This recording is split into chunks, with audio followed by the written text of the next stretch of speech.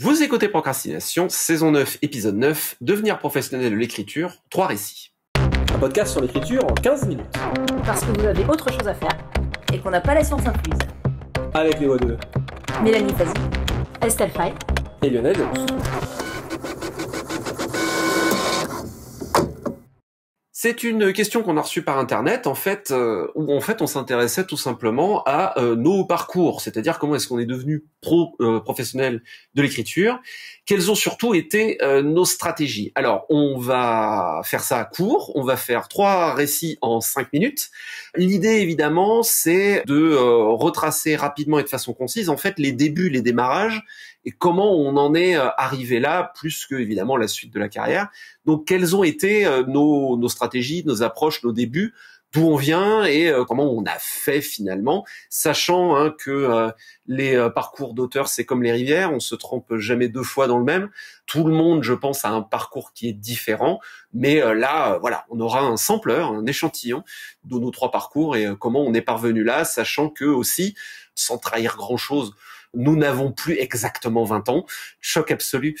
Le contexte évidemment a changé et nous avons aussi, nous avons grandi, nous avons fait nos premières armes aussi dans un contexte qui était peut-être un peu différent en rapport à Internet. Mais en tout cas, voilà, ce sera là et vous pourrez en faire ce que vous voulez. Qui veut se lancer ? Peut-être je vais commencer parce que je suis la plus jeune autrice de vous 3, c'est-à-dire pas forcément la plus jeune en termes d'âge, mais la plus jeune en termes de parcours. Et donc, moi, j'ai peut-être le début le plus, proche de ce qu'on peut faire maintenant. C'est-à-dire, quand même, j'ai débuté grâce à Internet. Et grâce aux appels à texte. Un appel à texte que m'a envoyé une amie pour, donc, une anthologie sur les dragons chez Calman Levy. Donc, une nouvelle que j'ai écrite en un week-end, ce qui me semblait extraordinaire à l'époque. C'est genre, j'ai écrit une nouvelle en un week-end, je suis trop forte. J'ai envoyé pour l'anthologie. Et ensuite, elle a été prise dans l'anthologie. On y avait tous les gens connus de l'époque que j'admirais de loin, mais je pensais jamais que je serais comme un jour. Genre, il y avait Mélanie Fazi dedans, quoi. Et c'était trop la hype. Et voilà, quoi. Et il y a ma nouvelle qui se retrouve là-dedans. Et donc déjà, c'est super cool. Et puis, c'est comme ça que je commençais à passer de l'autre côté du miroir. Après, je suis allée à une dédicace dans la librairie Silla à Paris, dont je me souviendrai toujours.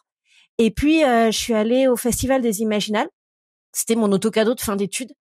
Et là, en gros, donc il y a un directeur de collection qui avait lu ma nouvelle et qui m'a entraîné derrière les tables libraires pour parler d'un projet de roman. Et j'avais pas d'idée de roman à lui soumettre, mais on a commencé à discuter. Et en gros, je suis rentrée des Imaginales, j'ai commencé à écrire mon premier roman. Voilà. Et donc, je lui ai envoyé un synopsis et des premiers chapitres. Le synopsis, je savais l'écrire parce que je venais d'une école de scénario. Les premiers chapitres, ils étaient nuls. Donc, c'est à peu près ce qu'il m'a dit, avec plus de diplomatie quand même. Et là, j'ai demandé pourquoi et j'ai retravaillé les premiers chapitres. Et c'est comme ça que j'ai fait un premier roman. Ensuite, un deuxième, donc toujours avec le même directeur de collection. Et puis, petit à petit, en fait, j'ai commencé à écrire un 3e roman pour un des éditeurs que j'avais rencontré grâce à lui. Et peu à peu, voilà, en fait, j'ai rencontré des éditeurs. Ça s'est un peu enchaîné. Et j'ai eu la chance, parce qu'il y a une grosse question de chance et de timing, c'est qu'en fait, je me suis trouvée aussi au début de ce qu'on appelait même pas le young adulte en France, à faire du young adulte au début où vraiment ça commençait à décoller. Et moi, j'étais là au tout début, en fait. Et au début aussi où la jeunesse, la fantaisie jeunesse décollait vraiment et tout. Et quand j'ai fait le premier livre de fantaisie dans la collection Premier roman de Nathan, on savait même pas si ça marcherait. En fait, tout de suite, ça a marché hyper bien, quoi. Donc, j'ai pu m'installer dans un endroit qui me correspond et qui, en tout cas, en ce moment, on sait pas de quoi demain sera fait, marche hyper bien. Donc, il y a vraiment une question de timing, en fait. Après, moi, j'aime bien les salons, je suis une ancienne comédienne, j'aime bien parler à plein de gens et c'est comme ça aussi que j'ai rencontré plusieurs de mes éditeurs. Mais si vous aimez pas les salons, c'est pas grave. Il y a des auteurs qui ont envoyé des manuscrits par mail à des éditeurs qui ont ouvert des soumissions et ils ont été retenus. C'est arrivé même chez Albin Michel. Enfin, voilà. Donc, il y a plein de manières de débuter. Et le seul truc, c'est que, en fait, vous pouvez pas forcément savoir quelle sera la vôtre. Voilà. Bon, je crois que la doyenne, c'est moi. Avec Lionel, ça se joue à quelques mois. On a vraiment commencé en même temps. Pour moi, effectivement, c'est une époque où Internet était à ses débuts. C'est-à-dire, il y en avait pas dans toutes les maisons et ça faisait encore des bips chelous quand on essayait de se connecter. Et donc, j'ai commencé à écrire des nouvelles avant d'avoir accès à Internet. J'ai essayé de les placer dans des concours de différentes choses et sans trop de succès. Et un jour, je me rends au Festival des Galaxies à Nancy. parce qu'il y avait Poppy Z Bride qui était invitée, dont j'étais très très très fan. Donc je vais assister à une de ces rencontres. Et sur le stand des dédicaces, il y avait la revue Ténèbres qui lui consacre un numéro. Je connais pas cette revue, je la prends, je la lis et je me dis tiens, ça a l'air vraiment super pour le genre de texte que j'aime lire et écrire.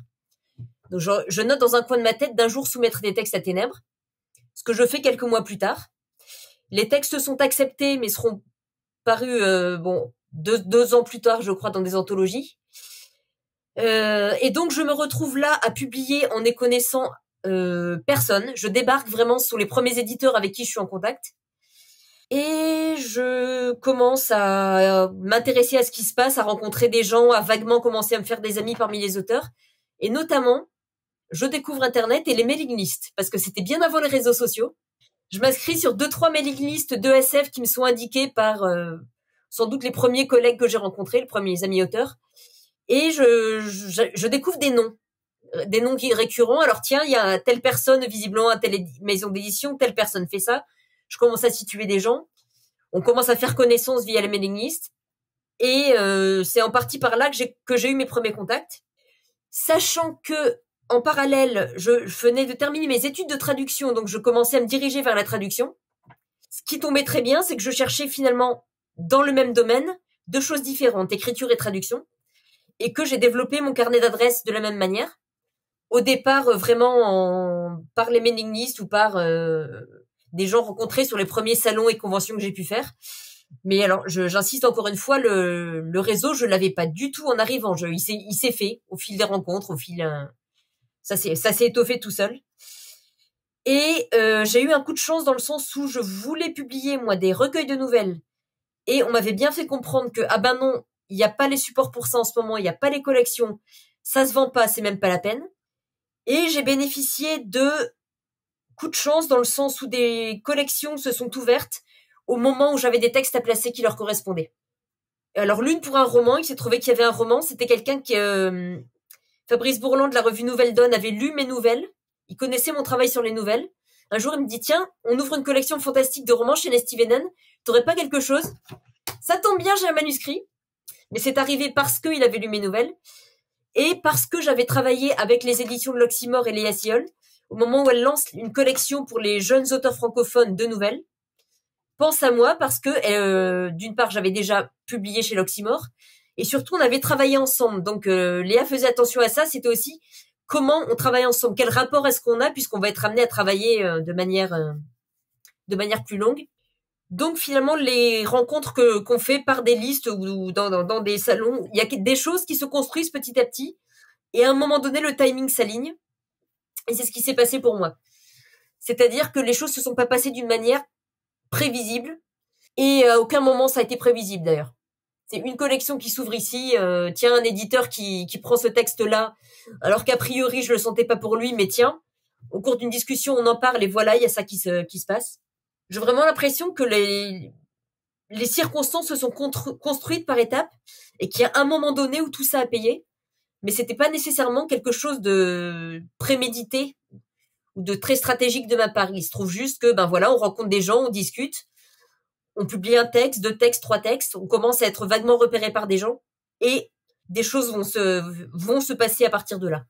Après, la partie stratégie, c'était je veux publier des nouvelles. J'y suis restée, ça n'a pas été simple.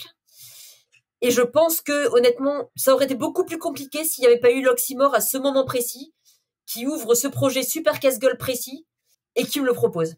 Donc, il y a quand même eu un énorme coup de chance. Je ne sais pas ce qui se serait passé sinon. Probablement, ça se serait passé autrement et ailleurs. Mais voilà. Et donc, le fait aussi du coup, d'avoir mes contacts en traduction et dans l'écriture fait que les 2 carnets d'adresses se sont nourris en même temps. Et avoir de la visibilité en tant que traductrice m'en a donné aussi en tant qu'autrice et vice-versa. Donc avoir un pied dans l'édition, donc pour un métier, finalement m'a aidé pour l'autre.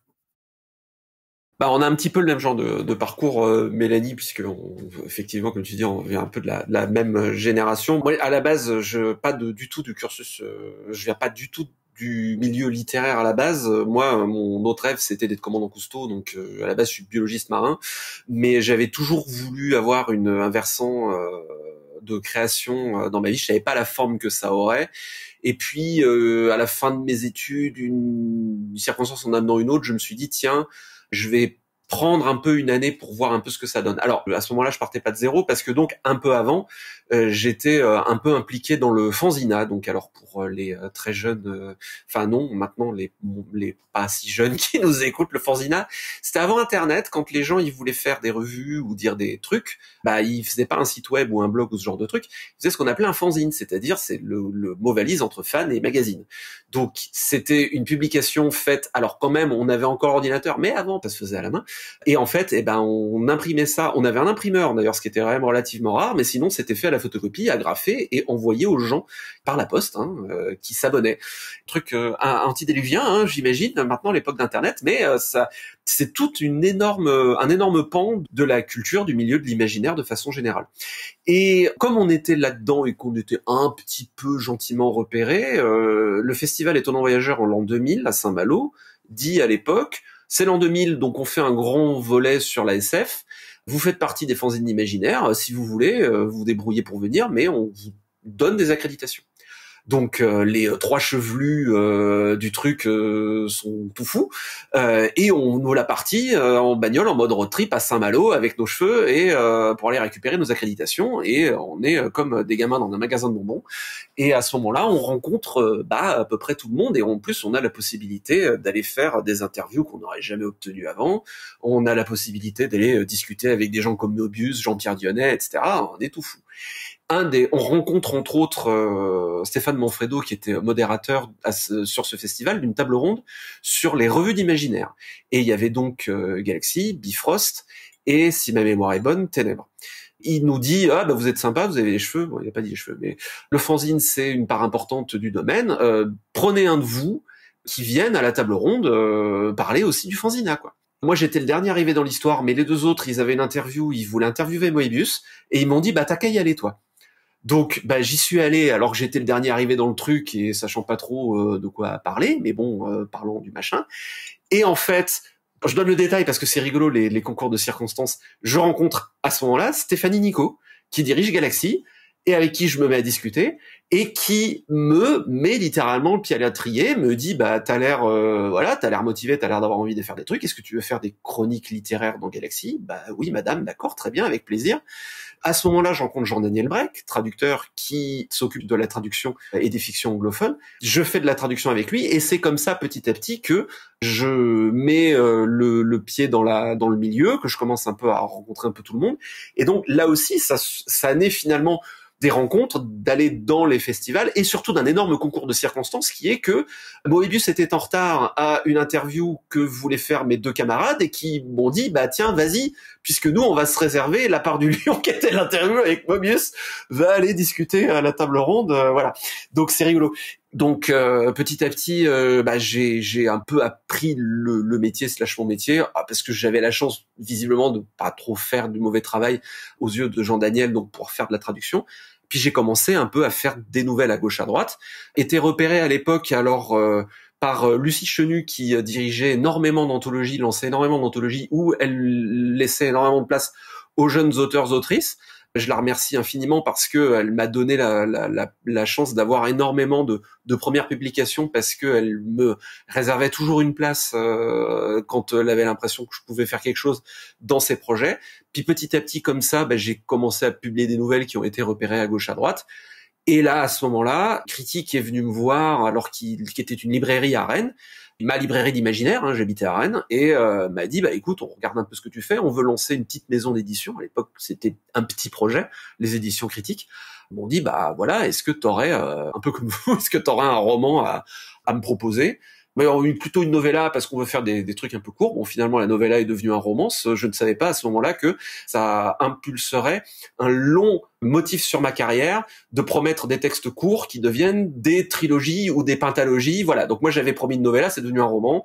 Petit à petit, les choses se sont faites comme ça. Donc beaucoup, effectivement, d'aller à la rencontre du monde, d'avoir envie de faire des trucs.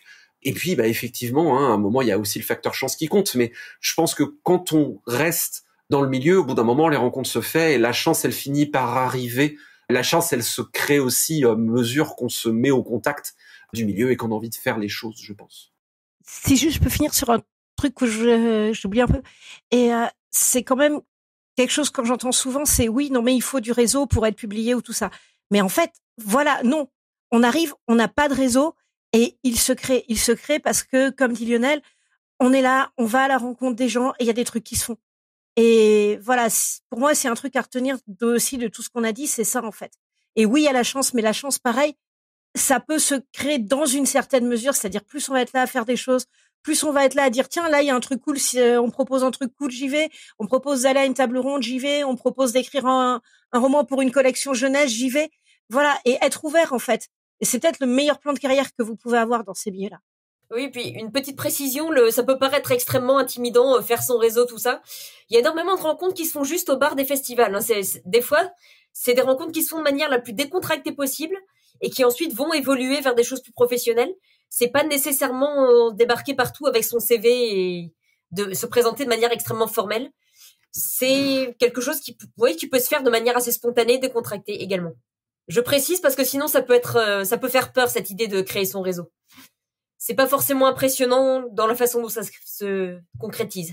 Absolument, on est entre gens en plus qui aiment les mêmes trucs. Moi j'ai souvenir que mes premières discussions éditoriales dans le milieu, c'était en buvant effectivement un coup au bar des Utopiales, en discutant du reboot de Battlestar Galactica, je veux dire. Il y a pire comme conversation. Moralité, allez tous traîner au bar. C'est là que tout se passe. Et vous pouvez boire de l'eau. Ou du café. Il n'y a pas de problème. Petite citation pour terminer. Si vous n'avez pas le temps pour lire, vous n'avez pas le temps ni les outils pour écrire. C'est aussi simple que ça, Stephen King. C'était Procrastination. Merci de nous avoir suivis. Maintenant, assez procrastiné, allez écrire.